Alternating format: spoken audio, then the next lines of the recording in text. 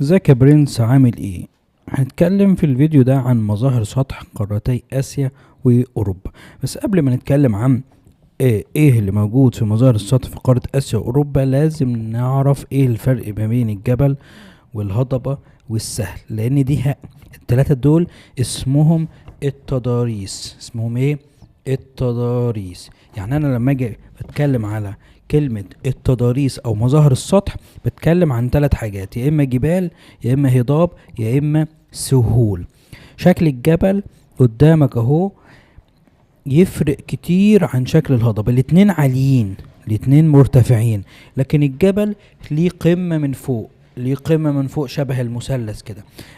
ما حدش يقدر يعيش فيه. الجبل ده ما حدش يقدر يعيش عليه، لو انت مش هتعرف تبني بيت هنا، او يعني مش هتعرف تعيش. تمام. لكن الهضبة مرتفعة وفيه هضاب اعلى من الجبال، لكن الفرق ان الهضبة السطح بتاعها يا اما مستوي زي كده او شبه مستوي، يعني في ارتفاعات وانخفاضات، بس في العموم بيبقى مستوي. فالهضبة مكان مرتفع لكن مستوي. السهل هي الارض السهلية اللي احنا بنعيش عليها، اللي احنا نتحرك عليها بسهولة. الارض بتاعت بيتكم، بتاعت الشارع، بتاعت المدرسة، دي اسمها سهل. طب انا عندي ثلاث انواع من السهول. الارض دي، الارض المستوية دي، لو كانت جنب البحر، تمام، فتبقى سهول ساحلية. عشان كده تسمع تقول ان احنا هنتفسح في الصيف ده في الساحل. ايه الساحل؟ هي الارض اللي جنب البحر. طب لو كانت في الصحراء، السهول دي في الصحراء، فيبقى سهول صحراوية. طيب لو كانت السهول دي، الارض المستوية دي، جنب نهر، زي مثلا نهر النيل، مية حلوة كده بتتشرب، نقدر نعيش ونشرب من المية دي، هنسميها ايه؟ سهول فيضية. سهول ايه؟ فيضية. سهول فيضية. يبقى انا عندي ثلاث انواع من ايه؟ من السهول. تمام. ندخل على الدرس يا برنس الجيل. احنا هناخد في الدرس ده مظاهر سطح قارتي اسيا واوروبا. قارة اسيا وقارة اوروبا. قارة اسيا بيقول لك ايه؟ تشغل السلاسل الجبلية والهضاب اكثر من نصف مساحتها. لكن اسيا اكتر من نص المساحة بتاعت اسيا مليانة جبال وسلاسل جبلية.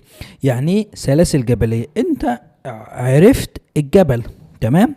طب يعني ايه سلاسل جبلية؟ يعني كذا جبل، كذا قمة شابكين في بعض، عاملين زي السلسلة. السلسلة دي مش عبارة عن حلقة شبكة في حلقة، شبكة في حلقة، حلقة شبكة في حلقة، وهكذا. صح؟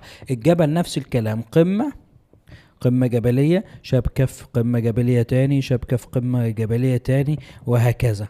تمام. فبقت سلاسل جبلية أو سلسلة جبال. تمام. يقول لك تشغل السلاسل الجبلية والهضاب أكثر من نصف مساحتها.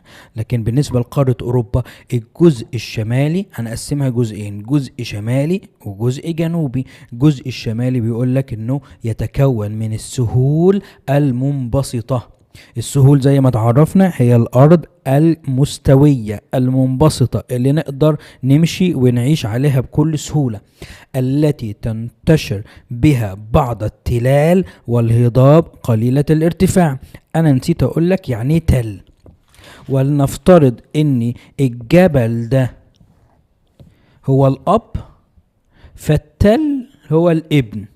حاجة شبه الجبل بالظبط، لكن أصغر في الارتفاع، يعني صورة مصغرة من الجبل. الجبل مرتفع له قمة، التل زي الجبل له قمة لكن أقل منه إيه في الارتفاع. فهنا بيقول لك إن الجزء الشمالي بتاع قارة أوروبا متكون من السهول المنبسطة التي تنتشر بها بعض التلال. في السهول المنبسطة دي ممكن تلاقي إيه؟ تل صغير أو إيه، أو هضبة قليلة الارتفاع مش عالية.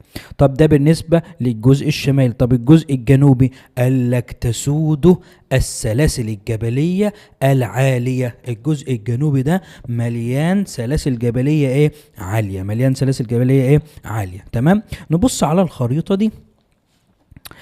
هتلاقي فيه الوان مختلفة زي الخريطة دي، فيها برضو ايه الوان مختلفة. الالوان دي المختلفة بتحدد الارتفاع. عشان تفهم الخريطة بتاعت مظاهر السطح لازم تبص على مفتاح الخريطة. مفتاح الخريطة هنا جايب لك كل لون ده بيعبر عن ايه في الخريطة. يعني اللون الازرق ده مسطحات مائية، اي لون ازرق ده مية. طب اللون البنفسجي يعني معناه ارتفاع يبدأ من 5000 متر ل 8848 متر. 8000 متر لفوق، يعني حاجة عالية جدا جدا جدا جدا. تمام. طيب اللون البني الداكن ده من 2500 ل 5000 وهكذا. اللون الرمادي ده من صفر يعني للسالب 400. من صفر لسالب، يعني ايه سالب 400؟ حاجة بالناقص، انا كده بنقص، يعني معناها مش حاجة عالية، لا ده حاجة منخفضة لتحت. يعني انا بقول 5000 فوق سطح الارض، طب لما اجي اقول لك سالب 400 تحت سطح الارض، يبقى ده ماله؟ ده حاجة منخفضة. يعني ونفترض كده دي الارض المستوية، سالب 400 ده يعني ايه؟ يعني حاجة كده منخفضة لتحت. تمام. طيب إيه، انت تبص على مفتاح الخريطة وتحدد الالوان. طيب احنا عرفنا اللون البنفسجي ده اعلى حاجة. تمام. موجود فين؟ في قارة اسيا. دي قدامك قارة اسيا، وادي هنا ايه الفاصل ده، دي كده قارة اوروبا. طب احنا هنتكلم عن قارة اسيا مثلا. فين اعلى حاجة في اسيا؟ برافو عليك، هنلاقيها فين؟ في النص، اسمها جبال الهيمالايا. سلاسل جبال مين؟ الهيمالايا، واخد بالك؟ وهكذا. تمام. طيب يلا نكمل. يقول لك اهم الجبال في قارة اسيا هي سلاسل جبلية واحدة اسمها جبال الهيمالايا. مش جبل الهيمالايا، لا، اسمها جبال الهيمالايا. هي عبارة عن سلسلة جبلية ضخمة وشاهقة الارتفاع وعظيمة الامتداد، واسعة جدا. تمام. جبال الهيمالايا دي احنا قلنا عبارة عن سلاسل جبلية، دي قمة ودي قمة، فيهم قمة عالية جدا اسمها قمة ايفرست. قمة مين؟ ايفرست. قمة قمة ايفرست دي ارتفاعها 8848 8 متر. ده ارتفاع شاق جدا جدا، عالية جدا فوق ما انت تتخيل. تمام.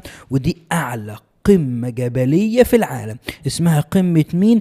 ايفرست. طب موجودة تبع انهي جبال؟ جبال الهيمالايا في وسط قارة اسيا. تمام. يبقى انا جبال في قارة اسيا هي اسمها جبال الهيمالايا. جبال مين؟ الهيمالايا، مليانة قمم جبلية. اعلى قمة فيهم هي قمة مين؟ ايفرست. ارتفاعها كام؟ 8848 متر. تمام. طب اهم الجبال في قارة اوروبا، برضو معايا سلاسل جبلية واحدة، سلسلة جبال واحدة اسمها جبال الألب. جبال مين؟ الألب. جبال الألب. بيقول لك ان جبال الألب دي الاسم بتاعها مختلف من دولة لدولة. يعني هي نفس الجبال، لكن مثلا في دولة فرنسا واسبانيا بيقولوا عليها جبال البرانس. طيب وفي منطقة اسمها شبه جزيرة البلقان، اللي هي في المنطقة دي شبه جزيرة البلقان، بيقولوا عليها هناك ايه؟ جبال الألب الدينارية. جبال الألب ايه؟ الدينارية. يبقى انا نعرف ان في جبال اوروبا فيها سلسلة جبال الألب. جبال الألب دي ليها كذا مسمى. في فرنسا واسبانيا اسمها جبال البرانس. في شبه جزيرة البلقان اسمها جبال الألب الدينارية. تمام. طيب اعلى قمة موجودة فيها اسمها ايه؟ قمة مون بلان. دي اعلى قمة جبلية بالقارة، اعلى قمة جبلية في اوروبا اسمها مون بلان. خلي بالك دي مش اعلى حاجة في العالم، لا دي في قارة اوروبا. لكن اعلى قمة جبلية في العالم هي اسمها ايه؟ ايفرست. قمة ايفرست. طب ارتفاعها كام مون بلان دي؟ 4800 متر. 4800 متر يعني تقريبا نص ارتفاع قمة ايفرست. نص ارتفاع قمة ايفرست. تمام. شايفين الفرق؟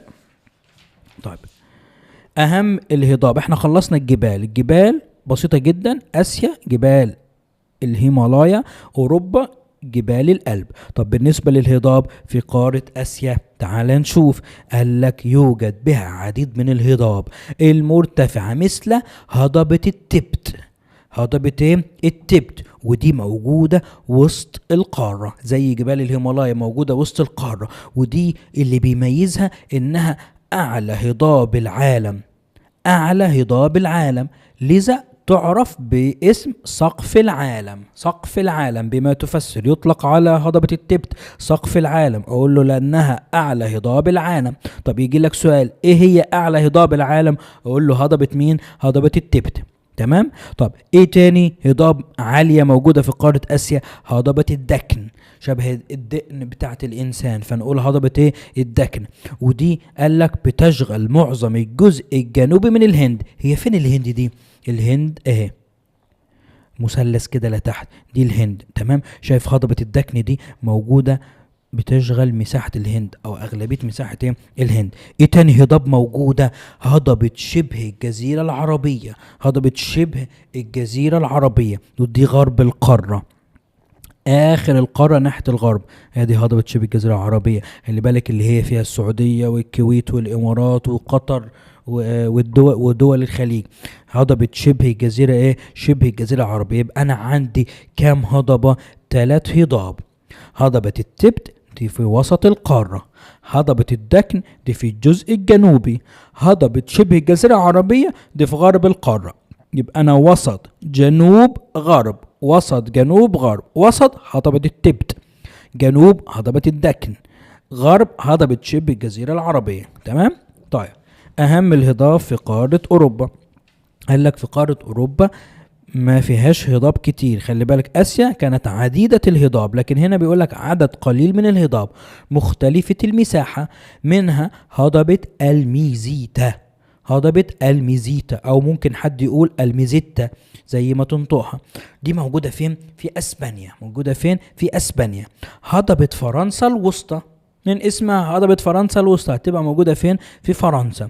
يعني هنا ما جابلكش شرق غرب جنوب، لا، قال لك هضبة الميزيتا دي موجودة في اسبانيا، هضبة فرنسا الوسطى دي موجودة ايه؟ في فرنسا. تمام. ده بالنسبة للهضاب. طب ندخل على السهول. احنا خدنا جبال هضاب سهول، جبال هضاب سهول، فاضل ايه؟ السهول. السهول في قارة اسيا يقول لك موجودة من النوع ايه؟ السهول الفيضية الخصبة التي كونتها الانهار. يعني انا هدرس السهول الفيضية. يا مستر مش قلت فيه سهول ساحلية وسهول صحراوية؟ لا، احنا مش هندرسها، هندرس ايه؟ السهول الفيضية. يقول لك في الشمال سهول سيبيريا ويجري فيها عدة أنهار. خلي بالك طالما قلت سهول فيضية اعرف ان جنبها نهر. سهول فيضية يعني جنبها نهر. تمام. فهنا بقول لك شمالا موجودة في الشمال هنا اسمها السهول ايه؟ سهول سيبيريا. طب ايه النهر اللي موجود؟ لازم اعرف اسم النهر. قال لك في 3 انهار احفظهم كده عاملين زي الاغنية: اوب وينسي ولينا. نهر اسمه اوب، ونهر اسمه ينسي، ونهر اسمه لينا. فاحنا نقولهم على بعض: اوب وينسي ولينا. اوب وينسي ولينا في الشمال. شمالا اوب وينسي ولينا، دول موجودين في الشمال. طب ده دول اسمهم سهول ايه؟ سهول سيبيريا. تمام. قال لك السهول السيبيريا، سهول سيبيريا دي اللي هي اوب وينسي ولينا بتيجي في الشتاء وتتجمد خالص. نقدر نمشي على النهر عادي من كتر درجة الحرارة المنخفضة. تمام. والتلج تتجمد خالص. تمام. طب شرقا، شرق قارة اسيا موجود سهول ايه؟ قال لك سهل الصين. سهل الصين. طب ايه الانهار الموجودة فيه؟ قال لك في نهر اسمه اليانجيتسي. اسمه ايه تاني؟ اليانجيتسي. كمان مرة اليانجيتسي. تمام. ابسط يا عم اديك اتكلمت صيني. اليانجيتسي. ماله ده؟ قال لك اطول انهار اسيا والثالث على العالم عالميا. اطول نهر في اسيا هو اليانجيتسي. طب ترتيبه بالنسبة للعالم كام؟ التالت. التالت. تمام. طب سهول منشوريا. سهول منشوريا. طب ايه الانهار اللي فيه موجودة فيها؟ قال لك نهر امور، او خلينا نقول امور. نهر مين؟ امور. تمام. يبقى ده في الشرق. شرقا سهل الصين النهر بتاعه اليانجيتسي. سهول منشوريا النهر بتاعها نهر امور او امور. تمام. طب غربا سهول نهر دجلة والفرات. سهول نهر دجلة والفرات دول موجودين في العراق، موجودين في دولة العراق. العراق دي دولة عربية. جنوبا سهول نهر السند في الهند. نهر السند في الهند موجود هنا. تمام. هند الحتة دي. تمام. طب يلا اختصر كده بسرعة مستر. ايه السهول في قارة اسيا؟ عندي 3 اتجاهات، شمال شرق غرب جنوب. شمال 4 اتجاهات يا عم، شمال شرق غرب جنوب. شمال سهول سيبيريا، الانهار بتاعتها اوبو يانسي ولينا. طب الشرق في سهلين، سهل الصين وسهل منشوريا. الصين النهر بتاعه اليانجيتسي وده اطول انهار اسيا والتالت عالميا. طب سهول منشوريا وده فيها نهر اسمه ايه؟ امور. غربا سهول نهر دجلة والفرات. طب جنوبا سهول نهر السند. خلي بالك ممكن يبقى اسم السهل باسم النهر، يعني نهر السند فنقول سهول نهر السند. نهري دجلة والفرات يبقى سهول نهري دجلة ايه والفرات. طب تعال ندخل على قارة أوروبا. أوروبا فيها سهل واحد اسمه إيه؟ السهل الأوروبي العظيم. السهل إيه؟ الأوروبي العظيم. وده قال لك أكبر السهول الفيضية بالقارة. أكبر السهول الفيضية بالقارة، ده أكبر سهل موجود. لو جينا بصينا على خريطة أوروبا يا جماعة هنلاقي أغلبيتها لون أخضر كده ومليانة زرع وخضار، دي سهول. ده اسمه السهل الأوروبي العظيم. تمام؟ حيث تجري فيه عديد من الأنهار، مثل خد عندك بقى نهر الفولجا. نهر الفولجا طول كده معايا، نهر الفولجا. نهر الفولجا وده أطول أنهار القارة. أطول نهر في أوروبا اسمه نهر الفولجا. تمام. طب نهر الدانوب، مش الجنوب، لا شيل الجيم حط دال تبقى نهر الدانوب. تمام. نهرين، يبقى السهل الأوروبي العظيم في نهر الفولجا أطول أنهار القارة، ونهر مين؟ الدانوب. يقول لك وقد ساعدت هذه السهول على سهولة الاتصال بين أجزاء القارة وتحقيق التنمية الزراعية. طب ليه ساعدت سهولة الاتصال؟ لأن هي أرض مستوية يا معلم، فيبقى في اتصال سريع، نقدر نتحرك من هنا لهنا، من الشمال للجنوب للغرب للشرق. لكن مثلا في قارة آسيا بص يا باشا مليانة إيه؟ مرتفعات ومنخفضات وجبال وهضاب، فصعوبة التحرك. تمام.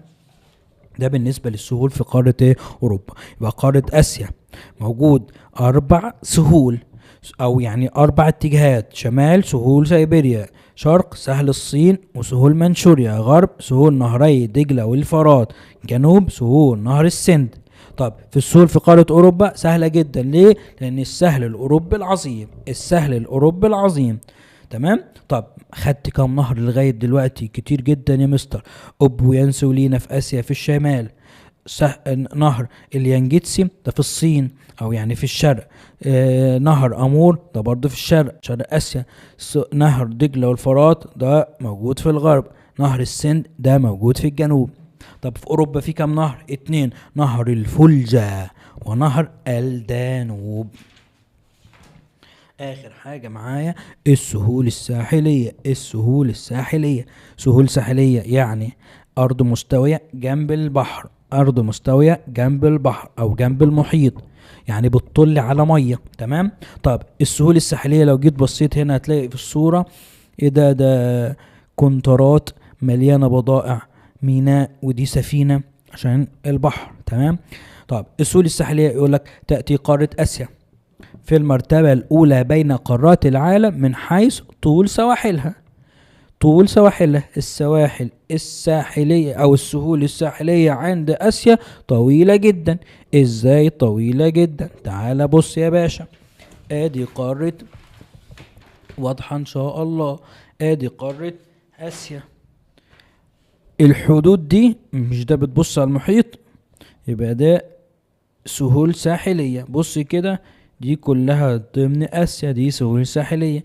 سهول ساحلية سهول ساحلية سهول ساحلية، ده غير الجزر، ده غير البحار، دي كل سهول ساحلية. ينزل لتحت بص ده كله تبع قارة آسيا. بيبص والخليج، خليجان كتير، خليج عمان، خليج البنغال، وهكذا الخليج العربي. تمام.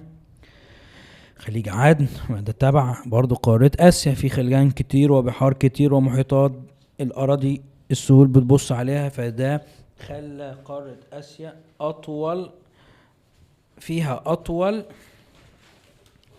السهول الساحلية في العالم. طب ايه السبب؟ قالك بسبب اتساع مساحتها. مساحة قارة آسيا كبيرة، كثرة الخلجان، فيها خلجان كتير، الأذرع المائية بها اللي هي زي البحار، الأذرع اللي هي زي كده، تمام، أراضي ممتدة كده في البحر، تمام، دي أذرع مائية، تمام. طب أوروبا قالك فيها ميزة في السهول الساحلية. ايه الميزة دي؟ كثرة التعاريج. بص كده يا باشا، لازم اشرح لك كل حاجة بالتفصيل. ادي قارة اوروبا، السهول بتاعتها مش جاية كده بخط مستقيم، لا، ده جاية كده متعرج. بص، متعرج، متعرجة. طب يعني ايه الفايدة التعرج ده في السهول؟ بيديني فايدة. قالك ايه الفايدة دي؟ قالك ساعد على انشاء العديد من الموانئ الطبيعية. كسر التعاريج يديني موانئ طبيعية. الميناء اللي هي بتركن او بتقعد جنبه السفينة، تركن جنبه السفينة عشان تحمل البضائع، ده اسمه ميناء. طب انا لما عندي في تعريج كتير، ده ادى ان انا عندي موانئ طبيعية كتير، واخد بالك؟ تمام. ده بالنسبة لقارة ايه؟ اوروبا. احنا كده خلصنا، الدرس. انتبه، يختلف اتساع السهول الساحلية بقارتي آسيا وأوروبا من منطقة لأخرى.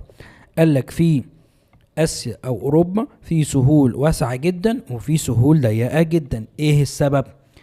يرجع ذلك تبعا لاقتراب أو ابتعاد المرتفعات عن مسطحات المائية. يعني إيه الكلام ده؟ بص يا صاحبي، ولنفترض إن ده جبل، ماشي، ودي الارض المستوية، ده السهل، ودي المية البحر، حلو. طب الجبل ده او المرتفعات دي لو كانت قريبة من البحر فيبقى الساحل ماله؟ شايف ايه اللي حصل في المساحة بتاعت الساحل؟ ضيقة جدا. طيب لو في منطقة تاني المرتفعات دي بعيدة عن البحر، اصبح الساحل عندي ايه؟ ماله؟ كبير. الساحل ماله؟ كبير. عشان كده بيقولك ان في اوروبا او في اسيا السهول مختلفة المساحة. اقول له يرجع ذلك تبعا لاقتراب او ابتعاد المرتفعات عن المسطحات المائية. مثلا ممكن يجي سؤال يقولك ايه؟ ان في سهل معين في قارة آسيا مساحته ضيقة، على طول اقول له بسبب ايه؟ اقتراب المرتفعات عن المسطحات المائية. طب او العكس، السهل الفلاني اللي موجود في قارة مثلا آسيا او اوروبا مساحته واسعة، اقول له بسبب ابتعاد المرتفعات عن المسطحات المائية. اظن كده ايه؟ فهمت؟ تمام. تواجه السهول الساحلية في قارتي آسيا وأوروبا عدة تهديدات. مين اللي بيهددهم ده؟ أنا عايز أعرف. قال لك يعني إيه الدليل أو إيه التهديدات دي؟ يقول لك حيث تتعرض لعديد من التهديدات، مثل أو أهمها التغيرات المناخية. زي ما أنت شايف التغيرات المناخية عندنا مثلا في مصر، كل صيف بيجي أحر من الصيف اللي قبله، وكل شتاء بيجي ابرد من الشتاء اللي قبله. ده اسمها تغيرات مناخيه، ان في تقلبات وتغيرات في المناخ على مدار السنه. يقول لك التغيرات المناخيه دي بتاثر على السواحل. بتاثر ازاي على السواحل؟ مش لازم تعرف، بس انا هقول لك بيني وبينك كده، ان لما المناخ يتغير، تمام، ودرجة الحرارة بتاعت كوكب الأرض ترتفع، فده بالتالي هيخلي الجليد اللي موجود في القطب الشمالي والقطب الجنوبي، خلينا نقول في القطب الشمالي اللي هو قريب من قارة آسيا وقارة أوروبا، التلج اللي فيه هيسيح.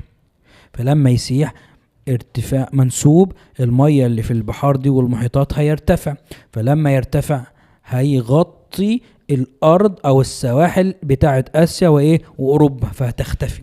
تمام. اظن ان انت ايه ما تشغلش بالك، لو ما فهمتهاش عديها يعني. تمام. بس انا بحب اشرح لك كل حاجه بالتفصيل عشان خاطر ايه تبقى متابع معايا. ماشي يا برنس او يا برنسيسة عادي يعني. 2 التلوث ده هيدمر السواحل دي. 3 الاستغلال المفرط. مفرط يعني كتير كتير جدا. الاستغلال المفرط ان انا مثلا استفيد من السواحل دي بشكل كبير جدا جدا جدا وبطريقه مفرطه.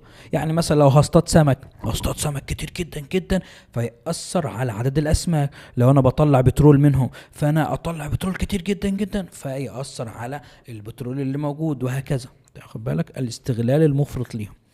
توجد بالقرب من سواحل اسيا عدد كبير من الجزر. توجد بالقرب من سواحل اسيا عدد كبير من الجزر. طبعا في الخريطه يا باشا ادي قاره اسيا.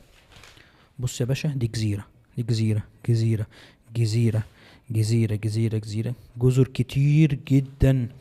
الجزيره يعني ارض بتحيط بها الميه من جميع الاتجاهات، فاسيا مليانه جزر. مليانه ايه جزر. طيب وهي اديني مثال. اقول لك جزر منفردة مثل جزيرة سريلانكا. جزيرة مين؟ سريلانكا. فين؟ جنوب الهند. فين يا باشا الهند؟ ادي الهند، ادي جزيرة سريلانكا. دي جزيرة منفردة وحدها بتعيش وحدها. طب مجموعة متجاورة من الجزر، ده بقى كذا جزيرة جنب بعض. الكذا جزيرة جنب بعض دول بنسميهم أرخبيل. بنسميهم ايه؟ أرخبيل. أرخبيل يعني ايه؟ يعني 3 4 جزر جنب بعض. مثل أرخبيل اليابان. بص كده ادي اليابان جزيرة وجزيرة وجزيرة وجزيرة، فقلنا أرخبيل اليابان. تمام. أرخبيل إندونيسيا. أرخبيل إندونيسيا. ادي إندونيسيا جزيرة وجزيرة وجزيرة وجزيرة، كذا جزيرة فبقت أرخبيل، فبقينا نقوله ايه؟ أرخبيل الإندونيسي. تمام. فكر، هل أثرت مظاهر السطح في قارتي آسيا وأوروبا على نشأة الحضارات القديمة بها؟ سنتعرف على الإجابة في الوحدة الثانية والرابعة. هسيبك تفكر بقى. احنا كده خلصنا الدرس في فيديوهين، فيديو أول وفيديو التاني. ده الفيديو التاني كده احنا خلصنا. لو ما شفتش الفيديو الأول ارجع شوفه. تمام. اه واحنا كده خلصنا. ان شاء الله تحل الأسئلة عليه. و اقول لك ايه، ناخد صفحة 31 في كتاب الامتحان واجب تحلها، وشوية كده وايه وانزل لك فيديو لحل التدريب الثالث. تمام. يلا يا برنس في رعاية الله.